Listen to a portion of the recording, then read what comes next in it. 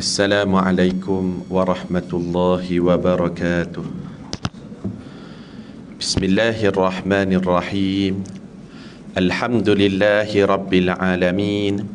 Assalatu wassalamu ala ashrafil anbiya'i wal mursalin wa ala alihi wa sahbihi ajma'in, amma ba'du. Yang sama-sama kita hormati dan kita muliakan para pegawai dan kaki tangan, staf bangunan Darul Ihsan, muslimin muslimat, para pelayar, para pencinta ilmu, mudah-mudahan kita semua termasuk dalam kalangan hamba-hamba Allah yang dimuliakan di sisinya pada tengah hari ini. Amin ya rabbal alamin. InsyaAllah pada tengah hari ini kira-kiranya pertemuan kita kali yang ke-15. Betul kan?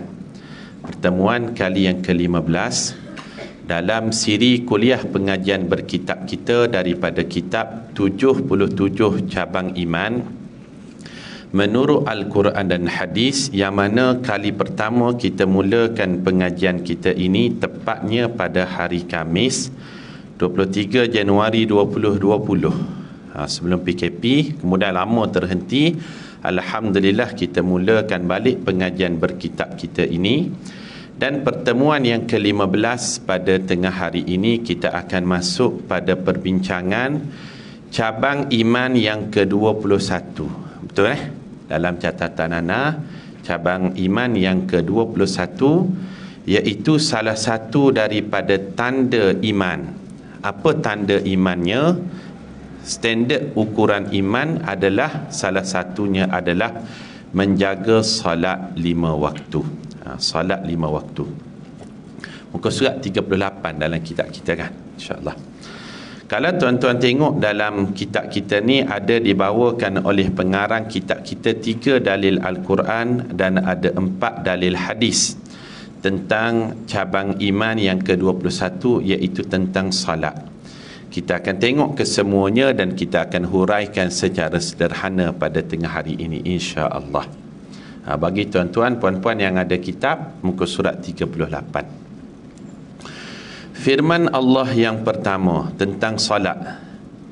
Allah Subhanahu wa taala berfirman, a'udzu billahi minasyaitonir rajim. Wa ma kana Allahu liyudhi'a imanakum. Surah Al-Baqarah ayat yang ke-143. Maksudnya, Allah tidaklah akan menghilangkan bukti iman kamu. Kita letakkan dalam kurungan, sekiranya seseorang itu menjaga salat. Maknanya, sekiranya seseorang tu dia jaga salat dia, bukti iman pada dirinya itu akan sentiasa dipelihara oleh Allah. Sebab apa? Sebab salat itu merupakan kepala kepada agama, ataupun dalam hadis disebut tiang kepada agama.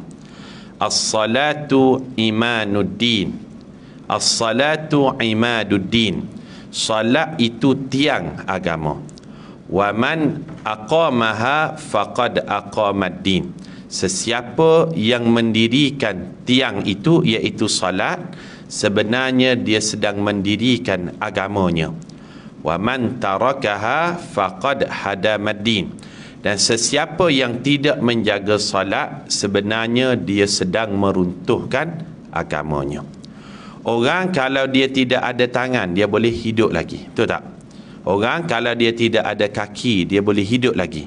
Tapi orang kalau dia dah potong kepala, boleh hidup lagi ataupun tak? Tak boleh hidup dah. Begitulah ayat yang kita baca ni. Allah sebut, wa ma kana Allahu liyudhi'a imanakum. Allah jamin siapa yang jaga solat, bukti imannya itu akan dijaga oleh Allah. Dan siapa yang tidak jaga solat, tidak ada lagi bukti dia beriman kepada Allah. Faham tak ayat yang pertama ni? Nak sebutnya betapa pentingnya peranan salat itu sendiri. Sebab itulah di dalam hadis yang banyak, antaranya Rasulullah sallallahu alaihi wasallam sebut tentang betapa hebatnya peranan salat, sehingga kan Rasulullah sallallahu alaihi wasallam sebut Amalan yang pertama yang akan dihisap di padang mahsyar berkaitan dengan hubungan manusia dengan Allah, apa dia? Salat. Dalam satu hadis Rasulullah sebut, inna awwalu ma yas'alu anhu al-'abdu yawmal qiyamah min amalihi as-salah. Sesungguhnya amalan yang pertama yang akan ditanya oleh Allah tentang hubungan manusia dengan Allah. Kalau hubungan manusia dengan manusia ni, Allah akan cek berkaitan dengan darah. Pernah tak kita cederakan dia, kita pukul dia, kita tumpahkan darah dia. Itu bab manusia dengan manusia. Tapi kalau bab manusia dengan Allah, perkara pertama Allah akan cek tentang salat. Dan sekiranya diterima tentang salatnya itu, maka barulah Allah Ta'ala terima amalan-amalan yang lain. Sebab apa? Solat ini merupakan kepala ataupun tiang kepada agama. Dan bukti iman, Allah sebut buktinya ada pada solat. Itu dalil yang pertama. Jelas tuan-tuan? Nak huraikan beberapa poin dia lah pada ayat tersebut. Banyak lagi yang kita nak huraikan ini. Kita tengok ayat ataupun hadis-hadis yang lain. Selesai ayat yang pertama, ada 3 ayat Al-Quran dalam bab salat disebutkan dalam kitab kita ni. Kemudian firman Allah yang kedua, muka surat 38 lagi, Allah Subhanahu wa taala berfirman, a'udzu billahi minasyaitonir rajim. Wa aqimus salah wa atuz zakah. Surah Al-Baqarah ayat yang ke-43. Dirikanlah salat dan tunaikanlah zakat. Para jemaah sekalian, sangat banyak ayat-ayat Al-Quran apabila Allah gandingkan salat digandingkan bersama dengan zakat. Betul tak? Salat, zakat, salat, zakat. Apa hikmahnya? Kalau salat itu ia merujuk kepada hablun minallah, hubungan dengan Allah. Yang paling utama dalam bab hablun minallah, salat. Dan kenapakah Allah gandingkan dengan zakat? Kerana zakat itu digandingkan dengan hablun minan nas. Faham tuan-tuan? Kalau Allah, salat. Kalau bab manusia, amalan yang paling utama bagi orang yang cukup syarat, cukup nisab, cukup haul, mesti mau dia keluarkan zakat. Maka tidak dapat dipisahkan dua ni, hablum minallah, hablum minan nas. Maka Allah sentiasa gandingkan dua ni, aqimus salah wa atuz zakah. Banyak ayat kita tengok perkara demikian. Dalil yang kedua. Kemudian dalil yang ketiga, Allah Subhanahu wa taala sebut lagi, innas salata kanat 'alal mu'minina kitaban mawquta. Surah An-Nisa ayat yang ke-103. Sesungguhnya salat itu adalah satu ketetapan yang diwajibkan atas orang yang beriman, yang ditentukan waktunya. Kita garis bawahkan perkataan yang ditentukan waktunya. Maknanya kalau kita salat di luar daripada waktu, sah ataupun tidak? Tidak sah, kerana waktunya sudah ditentukan. Sebab itu tuan-tuan, kita tulis sikit dalam catatan kita, ada 5 syarat sah salat. 5 syarat sah salat. Yang pertama, ni yang salah satunya yang kita jumpa pada ayat ni, iaitu kitaban mawquta. Syarat sah yang pertama, mestilah kita yakin waktunya telah masuk. Sekarang ni mudah je, kalender ada, ataupun phone kita tu ada macam-macam apps. Kalau dulu orang tengok kepada bayang-bayang dan sebagainya, kita tak dah, sebab ulama dah buat susunan untuk setahun dah. Jadi syarat yang pertama, syarat sah salat, mesti mau yakin waktu tu telah masuk. Yang kedua, kita buat catatan sikit, hadap kiblat. Hadap kiblat, maknanya syarat sah salat mestilah menghadap kiblat. Cumanya kadang-kadang kalau kita pergi ke hotel dan sebagainya, kadang-kadang penanda arah kiblat tu dia letak atas meja, dan dia tidak letak stiker ataupun selotip di belakang tu. Kadang-kadang kita masuk, dia tengok arah begini dah, rupa-rupanya orang dah halih dah, sebelah gitu, sebelah gini. Jadi kita nasihatkan, kalau arah kiblat tu letak di atas, Letak di atas lah, maknanya bukan di atas meja dan sebagainya, orang boleh halih, tapi kita letak di dinding ataupun letak di atas lah, maknanya direct arrow dia tu macam mana. Kalau tak, kalau kita yakin pada waktu tu betul dah arah sekian, rupanya bila kita check apps, arah yang lain, sebab bila kita tengok arah di atas meja tu boleh halih rupanya, maka solat tadi dah sah dah, sebab waktu itu kita yakin, kita berijtihad arahnya ke arah sekian. Jadi kita nasihatkanlah, sebab anak pernah berlaku pada anak pergi satu hotel tu, dia letak arah kiblatnya atas meja. Bila arah atas meja ni kita yakinlah arah begini, tapi lepas tu timbul rasa was-was, kita cek melalui apps dan sebagainya, rupanya arah yang lain. Maka kita tanya beberapa orang, rupanya memang ke arah yang sama seperti apps tadi. Rupa-rupanya yang atas meja tu dialih, boleh dialih, tidak dilekatkan. Sebab syarat sah dia mesti menghadap kiblat. Ini syarat yang kedua. Yang ketiga, syarat sah salat tutup aurat. Pasti kan menutup aurat. Yang keempat, suci diri dari hadas kecil dan hadas besar. Kalau tuan-tuan ingat, bulan lepas kita dah bincang dah satu bab tentang taharah, betul tak? Cabang iman yang ke-20 tu kita bicarakan dalam bab taharah. Taharah ni maksudnya suci. Dia beza satu lagi antara suci dengan bersih. Bersih ni nazafah. Dia taharah ni suci. Suci daripada hadas kecil, hadas besar. Itu juga salah satu daripada syarat sah solat. Berapa dah? 4. Dan yang kelima, tadi suci diri daripada hadas kecil dan hadas besar. Apa beza antara hadas dengan najis? Kalau najis boleh dilihat, kalau hadas tak nampak dilihat. Ini kita dah bincang pada bulan lepas. Ingat lagi ataupun tak? Ingat kalau kita tanya agak-agak boleh jawab ke? Dalam mazhab Syafi'i berapa dikategorikan hadas kecil, hadas besar dan sebagainya, itu kita dah bincang dah. Cabang iman yang ke-20 kalau tuan-tuan belik kitab kita tu, cabang iman yang ke-20 tentang apa? Bersuci, betul tak? Jadi ini kita praktikal, iaitu solat suci diri dari hadas. Itu satu bab. Manakala syarat yang kelima, suci badan daripada najis. Badan ataupun suci juga bukan setakat badan je, pakaian, bahkan tempat solat tu daripada najis. Apa beza antara hadas dengan najis, Ustaz? Kalau hadas tak nampak. Kalau najis kelihatan. Itu beza dia. Jelas Jadi berapa syarat sah salat ni? Ada 5. Apa beza antara rukun dengan syarat sah? Kalau rukun tu di dalam salat. Kalau syarat sah ni di luar salat itu sendiri. Itu kita kena jelas. Maka Allah sebut ayat yang ketiga kita baca pada tengah hari ni, innas salata kanat 'alal mu'minina kitaban mawquta.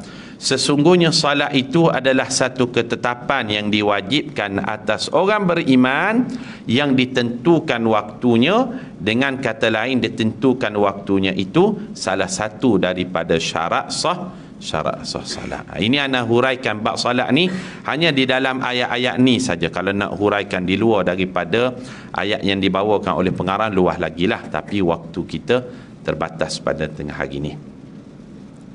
Kemudian ada 4 dalil daripada hadis. Kita tengok. Dalil yang pertama, hadis riwayat Jabir. Jabir di sini kita tulis sikit dalam catatan kita tu, ia merujuk kepada seorang sahabat namanya Jabir bin Abdillah, nama dia. Jabir bin Abdillah. Dia sahabat daripada golongan Ansar. Golongan Ansar ni maknanya dia orang asalnya Madinah, sahabat Ansar. Dan Jabir, kalau dari sudut turutannya, dia merupakan sahabat yang ke-7 paling banyak meriwayatkan hadis daripada Rasulullah sallallahu alaihi wasallam. Ni hadis daripada dia yang ceritakan. Yang ke-7. Yang pertama siapa paling banyak? Abu Hurairah lah. Ini biasa kita dengar. Yang kedua siapa dia? Jangan tanya-tanya, kuliah je lah ustaz. Yang kedua, sebagai catatan ringkas lah, yang kedua yang paling banyak meriwayatkan hadis iaitu Abdullah bin Umar radhiyallahu anhuma. Itu yang kedua. Yang ketiga yang paling banyak meriwayatkan hadis, siapa dia? Anas bin Malik radhiyallahu anhu.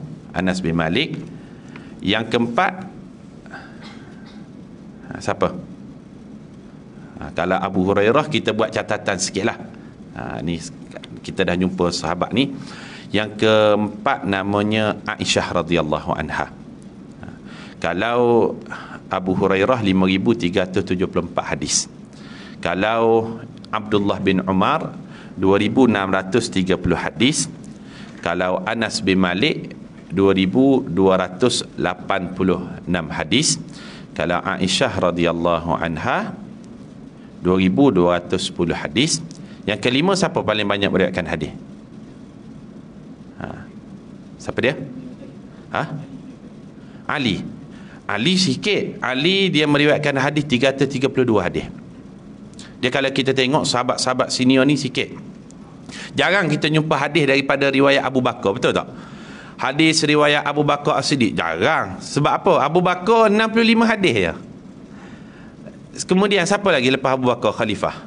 Umar 312 hadis ya. Walaupun dia itu adalah mentua Nabi. Jarang. Tuan-tuan pernah dengar tak hadis riwayat Umar Al-Khattab? Jarang.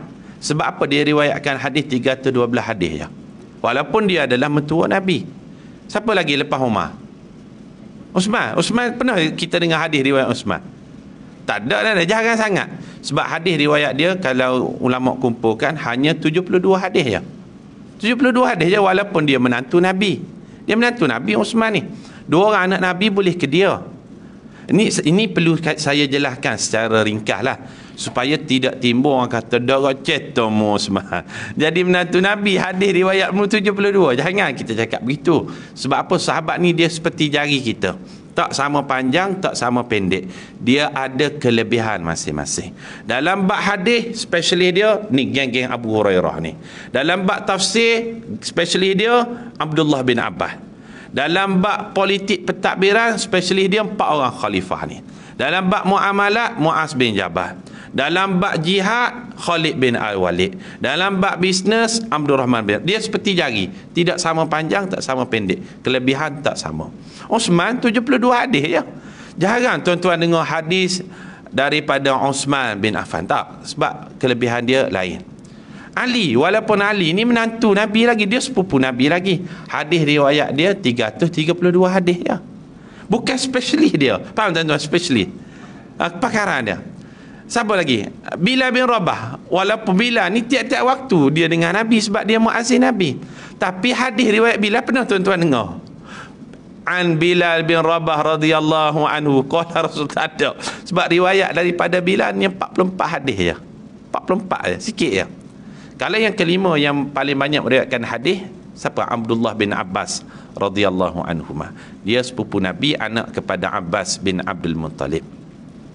Yang keenam Abu Sa'id Al-Khudri. Yang ketujuh ni perawi hadis yang kita jumpa ni, iaitu Jabir bin Abdillah. Sebab itu kalau tuan-tuan tengok dalam bab hadis ni, dia akan belega-lega melalui jalur ni je. Abu Hurairah, Aisyah, siapa lagi? Anas bin Malik, Jabir bin Abdillah, Abdullah bin Mas'ud, Abdullah bin Umar, Abdullah bin Abbas. Dia akan belega melalui ini je. Sebab apa? Sebab ni kepakaran mereka. Dia ada spesialis, pengkelasan lah dalam bab tugasan. Macam kita lah. Ada orang hebat dalam bab apa? IT contohnya kan. Ada orang yang hebat dalam bab HR. Ada orang dalam bab pengurusan. Dia ada spesialis masing-masing. Begitu juga para sahabat. Kita baca satu hadis riwayat Jabir. Hadis riwayat Jabir, semoga Allah meredainya. Adab kita bila kita bertemu dengan nama sahabat, jangan kita baca nama sahabat begitu je, jangan. Hendaklah kita menyebut dengan gelarannya radhiyallahu anhu. Allah redha pada dirinya. Dalam sahih Muslim, maknanya hadis ini sahih. Rasulullah sallallahu alaihi wasallam bersabda, inna baina rajuli wa baina syirki wal kufri tarkus salah. Sesungguhnya yang berada di antara seseorang dengan kesyirikan dan kekufuran ialah perbuatan meninggalkan solat. Subhanallah. Maknanya orang yang tinggalkan solat ni, dia sudah berada di tengah-tengah dah untuk dia jatuh kepada kufur ataupun kepada lembah kesyirikan. Banyak saya terima WhatsApp sebelum-sebelum ni, "Ustaz, anak saya tak solat." Ada juga yang WhatsApp, "Ustaz, ayah saya dah tak solat sekarang ni." Ayah tak solat, bukan anak, ayah tak solat. Macam mana nak buat? Caranya macam mana? Hantar video ni yang kita baca hadis tadi. Inna bainar rajuli wa bainas syirki wal kufri tarkus solat. Ingatlah, orang yang tidak solat itu, kamu sedang berada di tengah-tengah antara lembah kekufuran dan lembah kesyirikan. Sebab kata dia, saya dah nasihat pada ayah saya. Ayah, kalau anak nasihat kadang-kadang dia tak dengar, betul tak? Sebab apa? Dia sentiasa melihat anaknya ni, walau hebat macam mana sekalipun, dia melihat anaknya seperti bayi yang sedang merangkak, yang kecil lagi. Jadi macam mana si anak nak menasihatkan ibu bapanya? Caranya adalah menggunakan lidah orang lain, tetapi ideanya daripada si anak. Faham tak? Kalau guna lidah si anak nak menasihatkan orang tua, kadang-kadang dia tak boleh terima. Jadi caranya macam mana? Kita hantar link video contohnya. Hukum tidak solat, ancaman kepada orang yang tidak solat. Kita hantar dalam grup keluarga. Sebenarnya kita nak bagi tahu pada ayah kita, tapi kita tak hantar direct melalui lisan kita, tetapi menggunakan lisan orang lain. Faham tuan-tuan? Jadi kita tengok dalam YouTube tu, kita search hukum tidak solat, neraka bagi orang yang meninggalkan solat, hantar dalam grup. Lama-lama ayah kita, dia buka juga nanti. Dia buka, oh bahaya ni.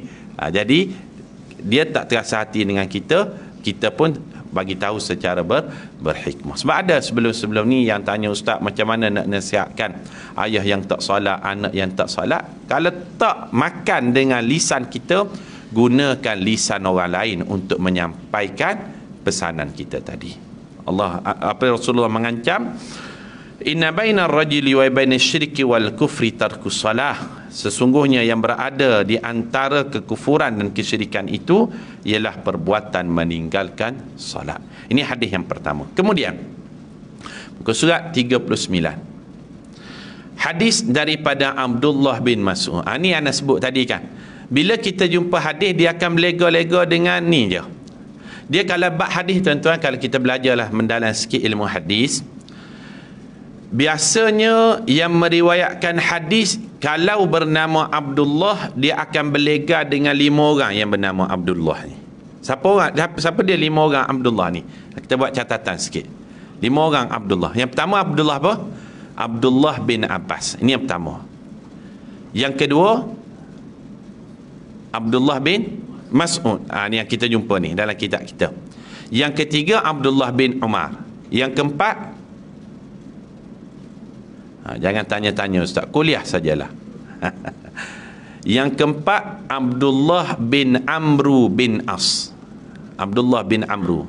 Dan yang kelima Abdullah bin Zubair ibnu Awam. Ini 5 orang sahabat yang bernama Abdullah yang famous dalam bab menceritakan hadis daripada Rasulullah sallallahu alaihi wasallam. Bukan tak ada sahabat Nabi nama Abdullah yang lain, ada Abdullah bin Rawahah, ada sahabat, tapi dia tak famous dalam bab hadis. Kalau hadis dia akan berlega kepada 5 orang Abdullah ni. Faham tuan-tuan? Okey. Kita tengok hadis riwayat Abdullah bin Mas'ud, semoga Allah meridainya, dalam As-Sahihain. Rasulullah sallallahu alaihi wasallam ditanya, "Sa'altun Nabiyya sallallahu alaihi wasallam ayyul a'mali ahabbu ila Allah." Abdullah bin Mas'ud ni tanya, "Wahai Rasulullah, manakah amalan yang paling disukai Allah?" Paling disukai Allah. Kalau paling disukai manusia, kalau kita tanya apa dia yang manusia paling suka, boleh jadi kita jawab, oh, orang yang belanja aku makan, contoh kan, orang yang bagi aku duit, itu manusia. Ini Allah. Apakah kalau kita buat the best, number one, terbaik, yang paling Allah suka bila kita buat perkara tersebut? Sahabat ni tanya. Ni kita boleh belajar satu hal dengan sahabat. Sahabat ni kalau dia tanya secara ringkas, padat dan terbaik. Banyak kita jumpa hadis-hadis yang sahabat tanya, contoh, ya Rasulullah, ayyul hijrati afdal? Wahai Rasulullah, hijrah macam manakah yang paling afdal? Sahabat dia, kalau dia tanya terbaik punya. Ataupun dalam hadis lain dia akan tanya, ya Rasulullah, kulli fil Islam qawlan la as'ala anhu ahadan ghairak. Wahai Rasulullah, cuba cerita satu hal tentang Islam ni, kalau saya tanya awak, saya tak perlu tanya orang lain lagi. Itu direction pertanyaan para sahabat. Dia tanya tu ringkas, padat dan yang terbaik. Contohnya dalam hadis ni, wahai Rasulullah, amalan macam manakah yang kalau saya buat bukan dicintai oleh manusia lagi, tapi akan dicintai oleh Allah. Kita tengok apa yang disebut oleh Rasulullah sallallahu alaihi wasallam dalam menjawab persoalan tersebut. Macam mana direction jawapan Nabi? Pendek je jawapan Rasulullah. Yang pertama, Rasulullah sallallahu alaihi wasallam sebut, qala as-salatu li waqtiha. Yang paling Allah suka bila seseorang itu buat as-salatu li waqtiha. Dia salat pada waktunya. Maknanya pada awal waktu dia tidak lengah ataupun tangguhkan salat dengan perkara yang lain. Ini yang pertama. Dah tu kita tangguhkan sekejap ni ustaz, kita tangguhkan kepada perkara yang bermanfaat. Selesai kuliah kita akan salat. Ini bahaya juga. Nanti orang kata, ustaz, dah azan dah, solat lah. Kan solat pada waktunya. Solat pada waktunya ini dengan maksud dia menangguhkan solat, dia buat perkara-perkara yang tidak ada faedah tadi. Ini kita kena luruhkan. Yang pertama, as-salatu li waqtiha. Kemudian sahabat ni Abdullah bin Mas'ud tanya lagi, thumma ayyu. Kemudian amalan yang kedua, wahai Rasulullah.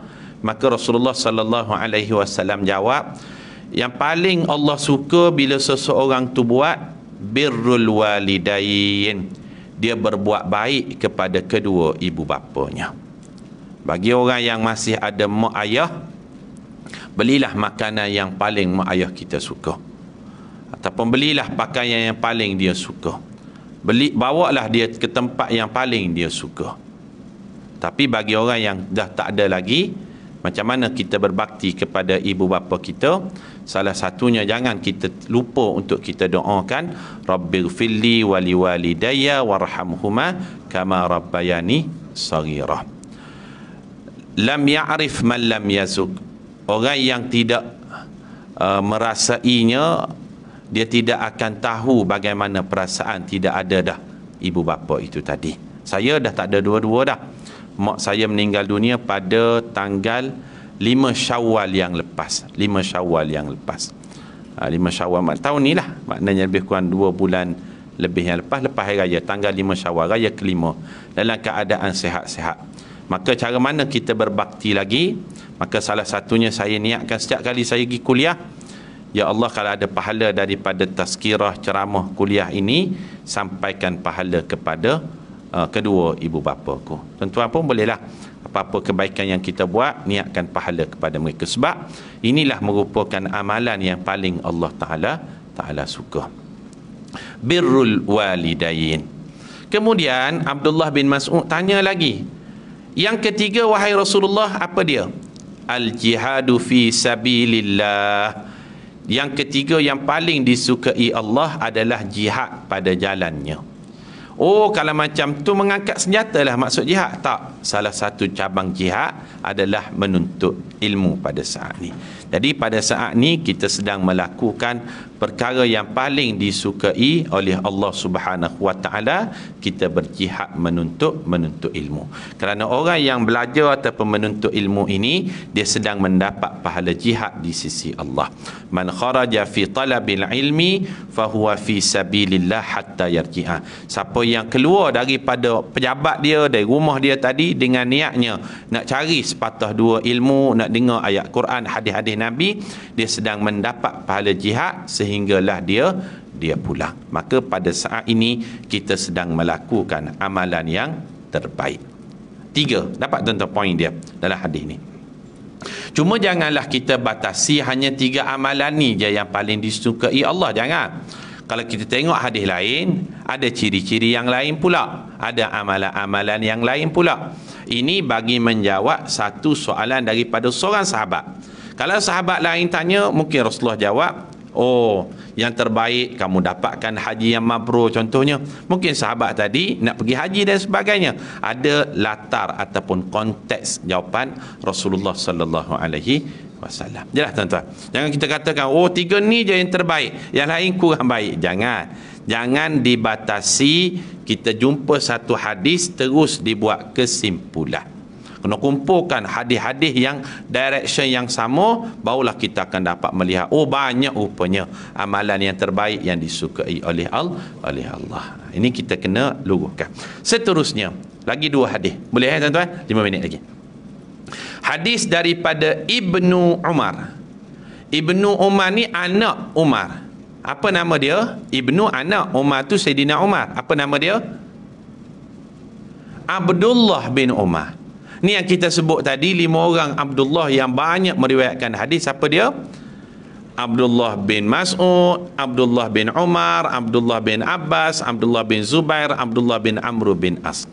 Tapi kenapa tidak ditulis namanya Abdullah bin Umar, hanya disebut Ibnu Umar? Sebab nak membezakan dengan Abdullah yang di atas tadi, Abdullah bin Mas'ud. Nak bezakan.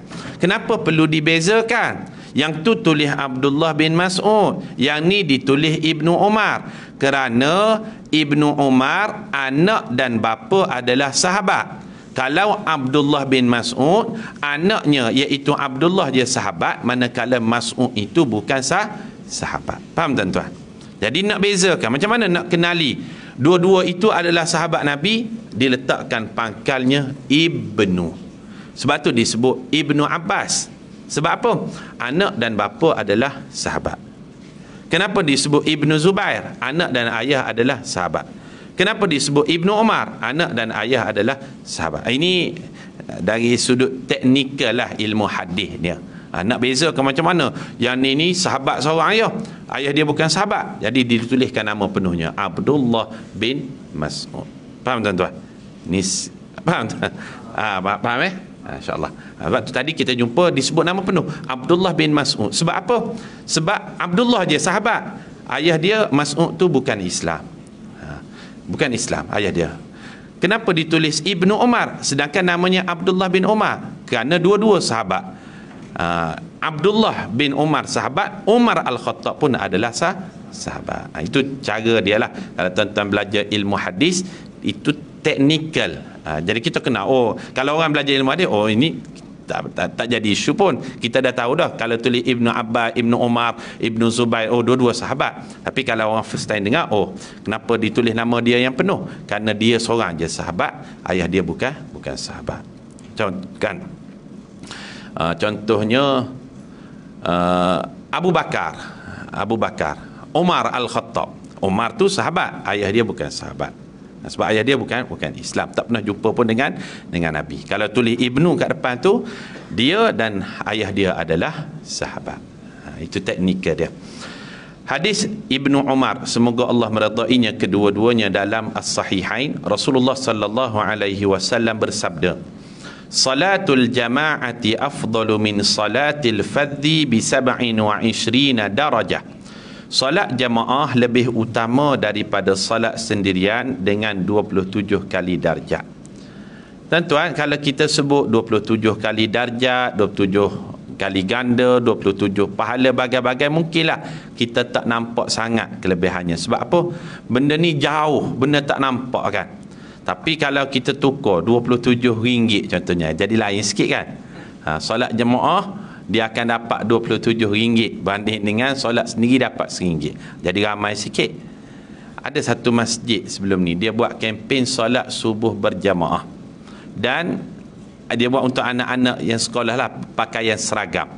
Masjid, kalau tuan-tuan kenal, masjid Bukit Damansara, dia di bawah Jawi masjid ni. Dia buat solat subuh berjamaah, dapat duit sekolah RM5. Bagi yang sekolah menengah, sekolah rendah dapat RM3. Lepas daripada kempen tersebut, ramai anak-anak yang datang untuk solat subuh berjemaah. Datang dengan ayah dia pakai yang seragam. Lepas solat, daftar, bagi RM5 setiap hari. RM5, RM5, RM5, RM5. Ini BC punya cerita lah, before COVID. Sekarang ni tak pasti dia buat lagi ataupun tak. BC before COVID punya cerita. Dia bagi RM5. Pakai yang seragam sekolah, bagi. Tapi kadang-kadang takut mak ayah pula datang dengan baju sekolah. Tak ada lah, tapi tak ada lah. Demikian. Tapi ni salah satu galakan lah. Sebab kalau sebut 27 darjat dan bagai-bagai, orang tak nampak sangat. Tapi bila nampak, oh dapat habuan tu, jadi ramai. Kehadiran bertambah lah pada waktu tu. Last sekali tuan-tuan, hadis terakhir dalam bab solat cabang iman yang ke-21. Hadis daripada Uthman. Ni kita jumpa satu hadis riwayat Uthman. Uthman di sini, Uthman bin Affan radhiyallahu anhu, dia merupakan menantu Rasulullah sallallahu alaihi wasallam. Dua orang anak Rasulullah sallallahu alaihi wasallam boleh ke dia. Siapa dia? Ruqayyah dan Ummi Kalthum. Sebab itu dia dikenali dengan gelaran Dhun Nurain. Gelaran dia. Dia ketika Rasulullah sallallahu alaihi wasallam wafat, umur dia 57 tahun. Dan kita buat sedikitlah biodata dia. Dan dia meninggal dunia ketika umurnya 81 tahun. Dia antara sahabat yang cukup Rasulullah respect Uthman. Dia lelaki budiman. Buktinya, ada satu hari Rasulullah duduk bersandar di Kaabah. Ketika tu terangkatlah sikit, nampaklah betih Nabi. Waktu tu Uthman masuk. Bila Uthman masuk, maka Rasulullah pun bangun betulkan diri dia dan labuhkan sikit pakaian dia yang terselak nampak betih dia tadi. Sahabat tanya, kenapa wahai Rasulullah? Dia kata, aku malu dengan orang yang malaikat malu pada dia. Siapa dia? Uthman bin Affan. Aku rasa segan. Nampak betih aku ni, aku rasa segan. Aku betulkan posisi badan aku. Kenapa aku tidak malu dengan orang yang malaikat malu pada dia? Uthman bin Affan, dia hebat. Sebab tu hebat dia ni, dua orang anak Nabi dapat ke dia. Kita nak dapat anak Nabi, payah dah nak jadi menantu Pak Imam pun payah dah. Macam-macam soalan dia tanya. Awak nama apa? Saya nama Asri. Baca wal asri. Lepas. Awak nama apa? Saya nama Yasin, kata dia. Tapi nanti dulu, orang kampung panggil saya Qul huwallahu ahad. Pedok lalu. Payahnya nak jadi menantu mufti, Pak Imam dan sebagainya. Ni menantu Nabi dapat ke dia. Dia memang lelaki budiman. Sebab tu kalau tuan-tuan pergi umrah, ada satu telaga yang Uthman beli tu, namanya Bi'rul Uthman. Daripada Madinah ke telaga Uthman tu jaraknya lebih kurang 16 km. Dia sahabat yang paling kaya Uthman ni. Dia lebih kaya daripada Abdul Rahman bin Auf. Tapi orang tak tunjukkan kekayaan dia dua sebab. Pertama, kerana dia menantu Nabi. Takut orang tuduh kroni. Uthman kaya tu, dia menantu Nabi dapat projek kot. Jadi orang akan tuduh demikian. Jadi kita tak tunjukkan kekayaan Uthman. Yang kedua, kita tak tunjukkan kekayaan Uthman kerana dia politician. Dia ahli politik. Kalau politician terlampau kaya, dia jadi masalah pada dia. Dia beli telaga namanya Bi'rul Rumah. Jaraknya antara Masjid Nabawi ke telaga tersebut lebih kurang 16 km. Waktu tu dia beli dengan harga 20,000 dirham.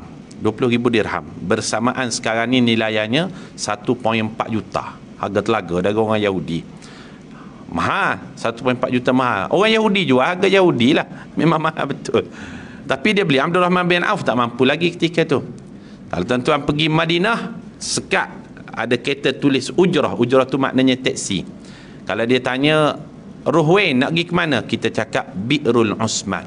Saya nak pergi ke telaga Uthman. Jangan cakap Kelantan. Ruhwain nak pergi ke mana? Bi'rul Semeh. Orang Kelantan kan panggil Uthman Semeh. Kebetulan driver teksi boleh cakap Kelantan juga. Beres boh, kita bawa boh. Bi'rul Uthman. Ni kita jumpa hadis riwayat dia. Berapa riwayat daripada Uthman tadi hadis kita sebut? Ada sebanyak 72 hadis. Last sekali, Rasulullah sallallahu alaihi wasallam bersabda, "Ma mimri'in muslimin tahduruhu salatun maktubah fayuhsinu wudu'aha wa khusyu'aha wa ruku'aha illa kanat kaffaratan lima qablaha minadh dhunub ma lam ya'ti kabiratan wa dhalika ad-dahru kulluh." Maksudnya, tiada seorang muslim yang mendapati waktu solatnya telah tiba.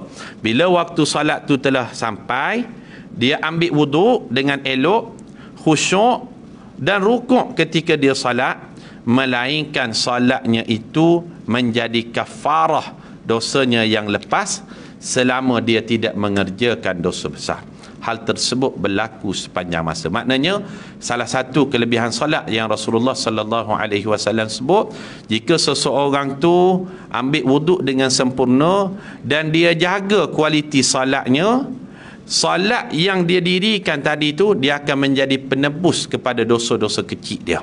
Melainkan satu je yang tidak boleh ditebus, iaitu dosa-dosa besar. Dan ini berlaku sepanjang masa. Wallahu a'lam tuan-tuan.